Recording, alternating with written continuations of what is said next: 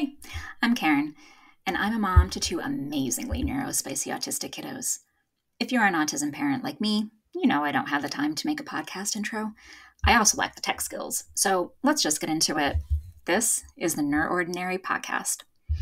Today, I want to share with you 3 of my favorite self-care practices as an autism mom.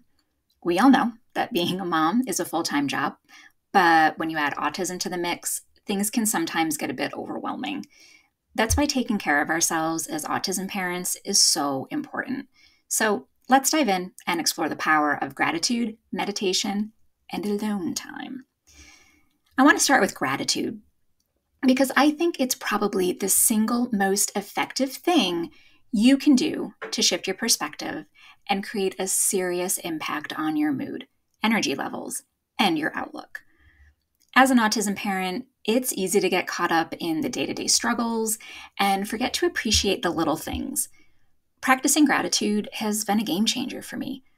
Each day, I take a few moments to reflect on what I'm grateful for. It can be as simple as my child's smile or a kind gesture from a friend. But by shifting my focus to the positive aspects of my life, I find that I feel more energized and optimistic. Gratitude helps me cultivate a sense of abundance and joy, even during our more challenging days. The thing I see a lot of people get wrong about gratitude is that it's not just about counting your blessings. It's also about actively acknowledging and appreciating them. One practice that's worked wonders for me is keeping a gratitude journal.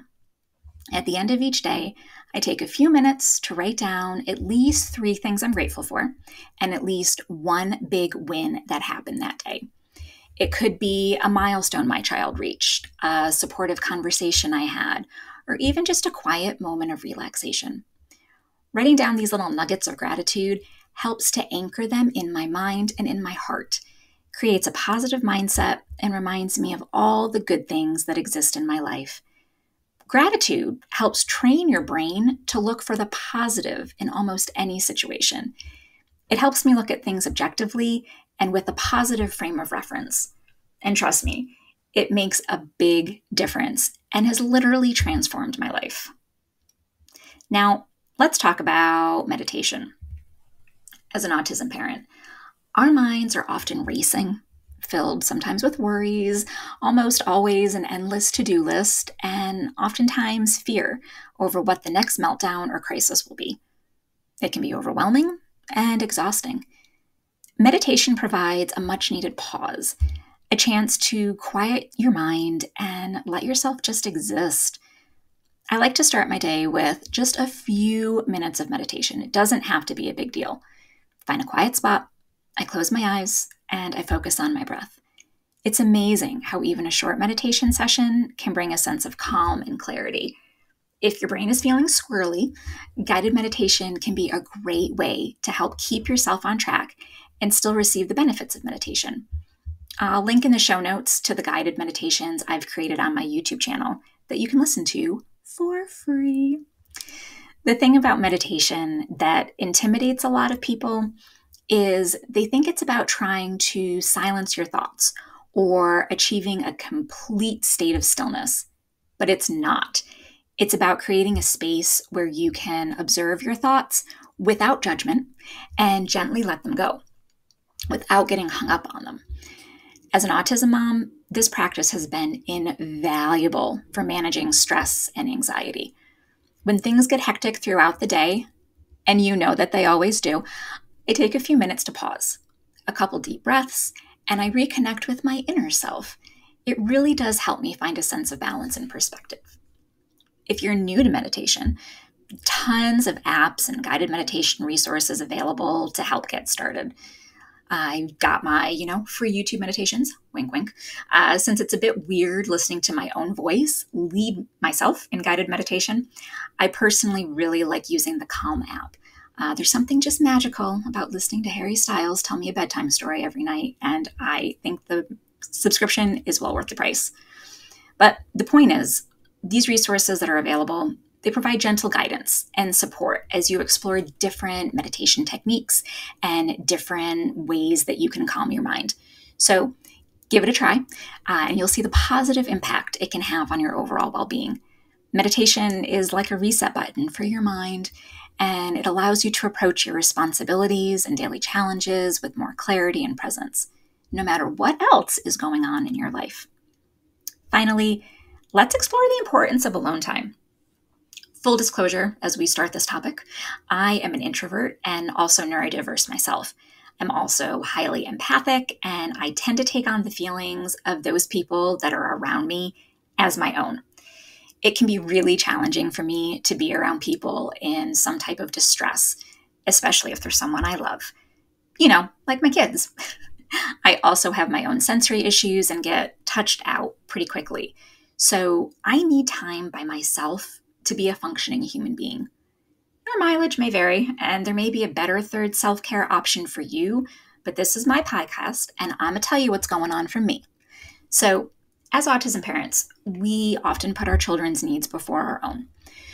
While it's natural to prioritize their care, it's equally important to carve out time for ourselves and our needs.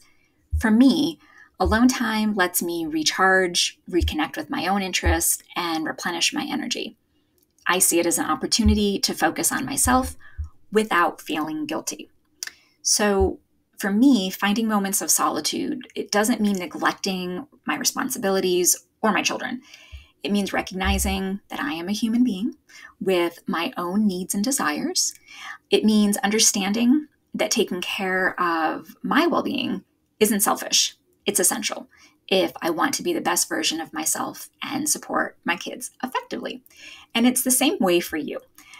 Alone time looks different for everyone, right? It could be as simple as taking a few minutes each day to sit in a quiet space and reflect. It could be indulging in a hobby that brings you joy, whether it's reading a book, painting, gardening. Could be going for a walk, taking a yoga class, or enjoying a relaxing bubble bath if that's your thing. Whatever makes you feel refreshed and connected to yourself, make it a priority. I remember when I first started incorporating alone time into my routine. At first, it felt strange to step away from the almost constant demands and needs of my children, and they were not happy.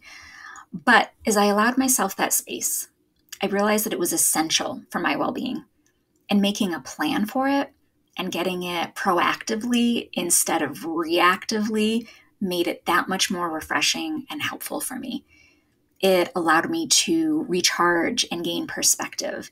It allowed me to show up as a calmer and more patient parent because I wasn't reacting reactively.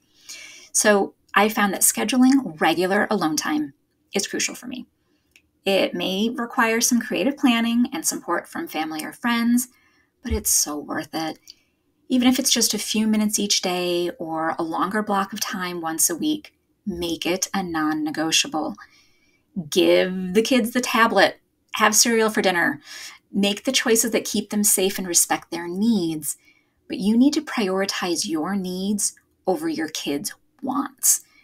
Use your time to focus on yourself, to engage in activities that bring you joy and help you reconnect with your passions and interests. Whatever you do, give yourself permission to be fully present in these moments. Remember that self-care is not an indulgence. It is not selfish. It is a necessity. You are not being selfish. It's about taking care of your own well-being so you can show up as the best version of yourself for your child, and you'll also be better equipped to navigate whatever life throws at you. So there you have it. My 3 favorite self-care practices as an autism mom: gratitude, meditation, and alone time. Incorporating these practices into my daily routine, and sometimes it's a weekly thing, has made a world of difference in my life. And I hope they can do the same for you. Remember, taking care of yourself isn't a luxury. It's essential. Thanks for joining me today on the NeurOrdinary podcast. If you have any questions or you'd like to share your own self-care practices, please feel free to reach out. I would love to hear from you. Thanks for listening. New episodes of the NeurOrdinary podcast drop every Thursday. Don't forget to like and subscribe, and if you're feeling generous, leave a comment or review to let me know what you thought about today's episode. And whatever you do, keep it spicy. See you next week.